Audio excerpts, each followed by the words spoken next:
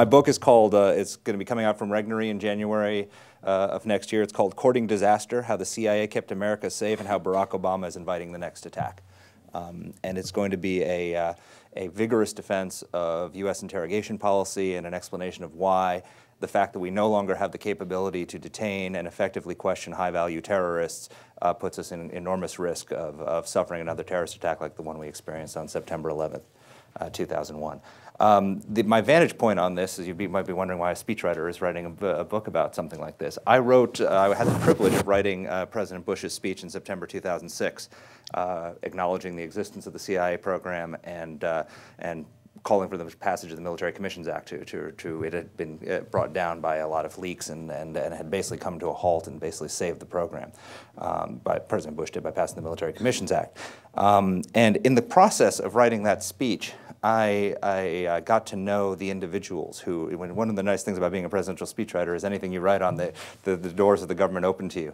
And I got to know the people who ran the CIA program, and particularly the individuals who interrogated Khalid Sheikh Mohammed and got him and other detained terrorists to tell us what their plans were for new attacks. And today, when you're here in the press, and not just from the press, but from the President of the United States and the Attorney General and the CIA Director, then they say that we committed torture. He's talking about these people who I know. They are not just, they're covert, so they can't defend themselves.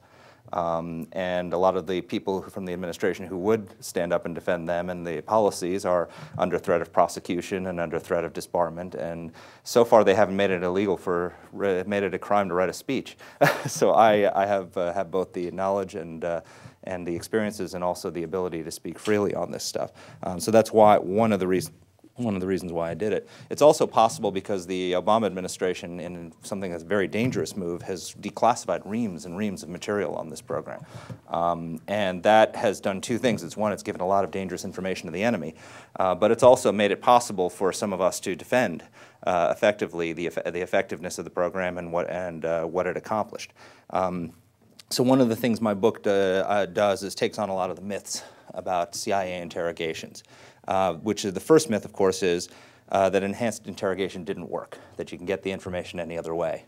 And the fact is, enhanced interrogation worked, and it worked spectacularly. And the reason why there is not another hole in the ground somewhere in the United States is because we waterboarded Khalid Sheikh Mohammed. It's flat as simple as that. Information from detainees in CIA custody led to the arrest of an al-Qaeda terrorist named Jose Padilla. He's known as the Dirty Bomber, but in fact, his mission was much less fanciful and much more serious. He was sent by Khalid Sheikh Mohammed to the United States to blow up apartment buildings using natural gas. And it was, we learned recently, they just released a new version of the Justice Department Inspector General's report on last Friday, a week ago. Ali Soufan, who's testified up here as an FBI interrogator, claims that he got the information about Jose Padilla. The Justice Department Inspector General's report, his partner, a guy who goes by the pseudonym Agent Gibson, said that in fact it was the CIA that got that information after enhanced interrogation techniques were used. So that Ali Soufan's claims are a lie. Information from detainees in CIA custody led to the capture of a cell of Southeast Asian terrorists that were sent by Khalid Sheikh Mohammed to hijack an airplane and fly it into the Library Tower in Los Angeles. KSM worked with a terrorist named Hambali, who was a leader of Jamaat Islamiyah, a Southeast Asian terrorist group. And the reason he wanted to do the original plan for 9/11 was to do it on both the east and west coasts, and Osama bin Laden split it up into two attacks. And the reason he worked with Southeast Asians is because he knew we'd be on the lookout for Arabs. And so there was a cell, and you can literally go from Khalid Sheikh Mohammed's interrogation, tick, tick, tick, tick, through a series of terrorists that were captured, to the capture of a cell called the Garaba cell, which was being run by Hambali's younger brother in Karachi, Pakistan, and had received flight training and was prepared when the orders came to hijack an airplane and fly it into the Library Tower in Los Angeles. Information from detainees in CIA custody led to the capture of Ramzi bin al-Shib, who was, as you know, one of the key plotters of the 9/11 attacks. But also at the time that he was captured, he was just finalizing plans to hijack airplanes in Europe, repeat 9/11 in Europe, and fly them into Heathrow Airport and buildings in downtown London, including Big Ben. And I can't remember if it's pronounced the Canary Wharf or the Canary Wharf, but it's their financial center, the equivalent of the World Trade Center. Information from detainees in CIA custody led to the capture of two terrorists named Ammar al-Baluchi and Walid bin Attash, They were also key operatives in KSM's network, and they were completing plans to replicate the destruction of our embassies in East Africa, except by blowing up the U.S. consulate and Western residences in Karachi, Pakistan. So we would have had a repeat of the East Africa bombings, except this time in Pakistan, if it hadn't been for their interrogation. And information from detainees in CIA custody led to disruption of an al-Qaeda plot to blow up the U.S. Marine camp in Djibouti. It was a plot between a terrorist named Gulid and the East African leader of al-Qaeda, Abu Tali al-Sudani, who was also behind the attack on the Kenyan Israeli hotel in Kenya.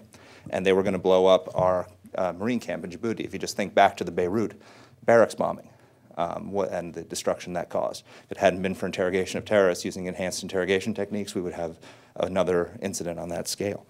And it also broke up an al-Qaeda cell that was developing anthrax for attacks in the United States, led by a terrorist named Yazid Sufat, who had been captured, but we didn't know he was involved in anthrax, and all of his accomplices were still on the loose, and KSM gave us the information that allowed us to interrogate Yazid Sufat and get his accomplices and capture them and take them off the streets. So these are just a few examples of specific terrorist attacks that were stopped as a result of enhanced interrogation of terrorists. But even putting that all aside, half of the information, if you think back to right after 9/11, we didn't know who had attacked us. We didn't know that KSM was behind the plot, or that he was the leader of Al-Qaeda, chief of operations of Al-Qaeda. We knew almost nothing about this network. And half of the reporting through 2006 that we got on Al-Qaeda came from the interrogation of captured terrorists. So you can see why this is an incredibly important capability. Now, we've all heard from George Tenet and Mike Hayden, John Negroponte, Mike McConnell, all these former intelligence leaders from our administration who've said that this capability is vital. But listen to what the Obama administration's leaders have said.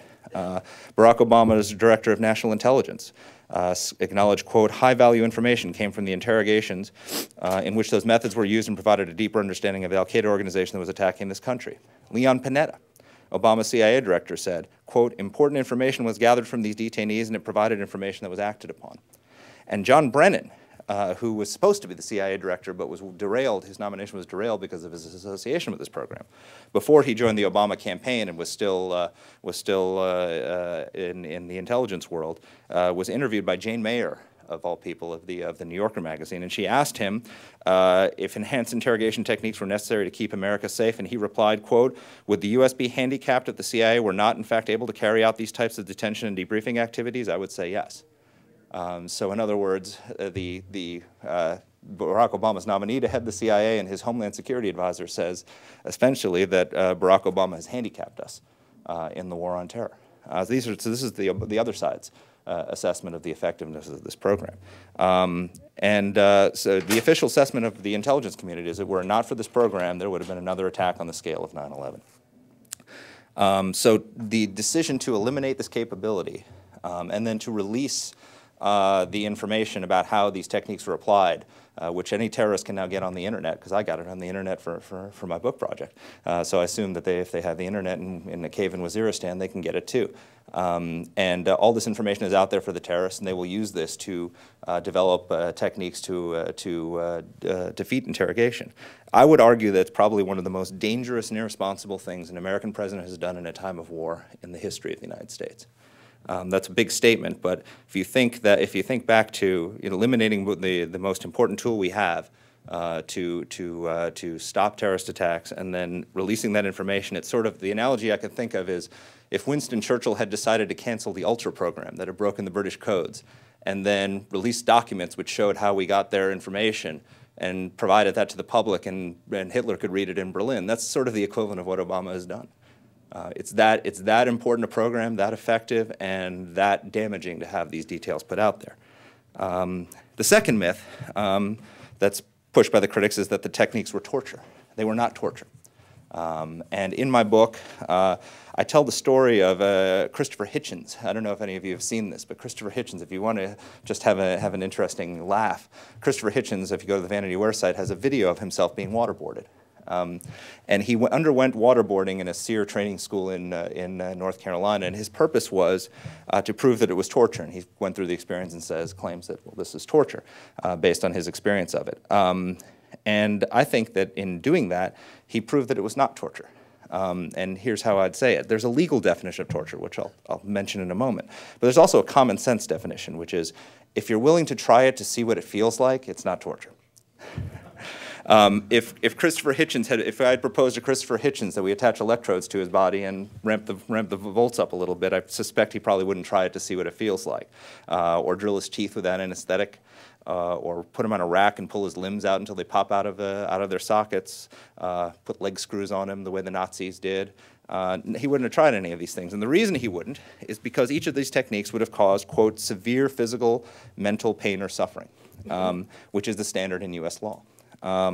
So waterboarding is conducted by the Central Intelligence Agency. It doesn't cause that kind of suffering, which is why he was not only able to endure it, he actually was so embarrassed. His ancestors are served in the British Navy, and he was so embarrassed by how quickly he gave in that he asked to try it a second time. Most torture victims don't ask for more. So I think he's probably my best evidence that waterboarding is not torture. But you've heard all of the calumnies in the press that we use the techniques of the Spanish Inquisition, and we use the same techniques as the Khmer Rouge and the North Vietnamese and the Nazis and Imperial Japan. Well, I went back, and I have a whole chapter in the book on this, where I went through the techniques that were used during the Inquisition and by the Khmer Rouge and by Imperial Japan. In fact, John Yoo over at Berkeley, actually the Berkeley War Crimes Center, has all of the records hidden in microfilm, and they actually refused to help him at first, but he helped me get some of the records from the Japanese war crimes trials. They don't even remotely compare to what was done by the CIA. And so I go through all of this in the book. I also interviewed some of the survivors of the Hanoi Hilton,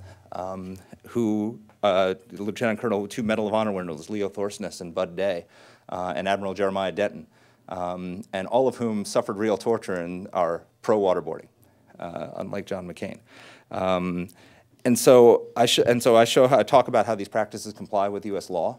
And I also found interesting decisions by both the European Court of Human Rights, which has found that most of the techniques that the CIA employed were not torture, and the British, the Lord Chief Justice of Britain actually ruled that these techniques were not torture. So there's ample evidence in both international law and domestic U.S. law that these techniques are fully lawful and do not constitute torture. And then I also talk a little bit about how, and I can answer some questions about this if you like, but how the techniques were not only effective, but they were moral and in keeping with our Judeo-Christian principles as a country.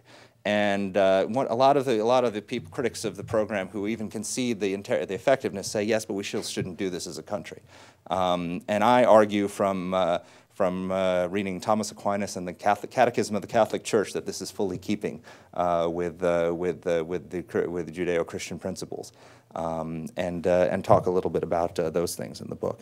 And I also have a section I talk about the left-wing lawyers who are leading the campaign against the CIA and against and representing terrorists in Guantanamo. I interviewed a fellow named Michael Ratner. I don't know if you all are familiar with him. He's the head of the Center for Constitutional Rights, which is leading the charge of the habeas lawyers. They literally launched the first lawsuits, and they literally are representing Majid Khan and some of these high-ranking terrorists. Michael Ratner is a communist, and I say that not pejoratively. I say it is a statement of fact. He is a communist. He has written 2 books. One of which, and I don't think anybody knows this because this is the guy running the habeas campaign. He's written 2 books. One is a book praising Che Guevara as a heroic guerrilla, and the other one is criticizing Donald Rumsfeld as a war criminal. So if you want to get a sense of where this guy is coming from, that's it. And I interviewed him for the book. I also traveled down to Guantanamo and interviewed the interrogators and found out a lot about what they had gotten, and taking on the critics like Philippe Sands and others who say that we tortured people in Guantanamo, which is absolutely not true.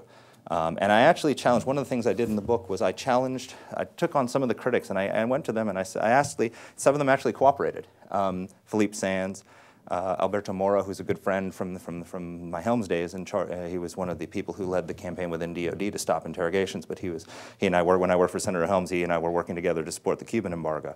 And he's an old friend, and a couple others, and asked them, what would you do if you were in charge of interrogating KSM? Khalid Sheikh Mohammed, you're the CIA officer in charge of interrogating Khalid Sheikh Mohammed. He has already killed 3,000 people. He has told you he has plans to kill more, and they set them in motion. And when you ask him what they are, he says, you'll know when they happen. What do you do? None of them ever want to answer this question, and several of them turned it down, but a few of them did, and one of them in particular, Alberto Mora, acknowledged that he would allow an attack to happen rather than torture Khalid Sheikh Mohammed, which is a shocking thing, but it's the only honest answer. It's the only honest answer to the question. If you are opposed to these techniques, which is perfectly fine, it's a moral position to take, and I understand it, you have to acknowledge that there would be thousands of dead Americans if we had not done this, and there could be thousands of dead Americans because we are not doing it today. The people who oppose these techniques are what we call pacifists. In questions of war and peace, these people say that it is immoral to kill, and so under no circumstances should we kill. And we have a tradition of respect for that position. We have, in the selective service, you are allowed to opt out of military service, but we do not put them in charge of our decisions of war and peace. And that is effectively what we have done with the election of Barack Obama, is place pacifists, neo-pacifists, who oppose any enhanced interrogation. I mean, just to put this in perspective for you, Barack Obama has ordered that the Army Field Manual must govern all interrogations. The Army Field Manual is designed for privileged prisoners of war who can have no coercion applied to them. So we have granted terrorists who violate the laws of war all the full privileges of a prisoner of war who followed the laws of war. And what that means is that the police in New York City, if they capture a guy who holds up a bodega in New York, can apply more aggressive interrogation techniques against him than we could if we captured Ayman Zawahiri. I mean, one of the techniques that the police use all the time is when in plea bargaining, is to say, well, we'll take the death penalty off the table to get somebody to confess and to give a statement. You cannot talk about capital punishment with a terrorist. You can't do. If you did that with a terrorist, it would be a violation of the Geneva Convention, because if they had the Geneva Convention privileges, because you're threatening them with death. So you can't even talk about this. And there were actually an incident in Guantanamo where the FBI was interrogating a terrorist, and one of the military interrogators said, why don't you tell him that what he's done is a capital crime? And he said, I can't do that. That's a violation of the Geneva Convention. So literally, police officers around this country have more tools at their disposal than we do to interrogate these terrorists. Can we take some? Yeah, absolutely. So I wanted to take some questions. But I mean, the bottom line is in releasing these techniques, in the information of it, how many people have seen the show Magic's Greatest Secrets Revealed? You know, the guy where they puts on the black mask and shows you how the magic tricks are done. What we have done is effectively done that for the terrorists when it comes to interrogation techniques. If the magician shows you how the lady is sawed in half or how the elephant disappears, all of a sudden it doesn't work anymore, the trick. You know how it works. That's what we've done for the terrorists. We have told them how the magic trick works, and the result could be thousands of dead Americans. It's a very serious matter. Mark, thank you very much. What a well-articulated and I'm sure well-written book this is likely to be, and I only hope it's coming out tomorrow. It's coming out in January. How soon? Good. January. Okay. Assuming the CIA turns it around quickly. That is, yeah, we're hoping, yes. Excellent. Questions for Marc Thiessen? Ben Lur?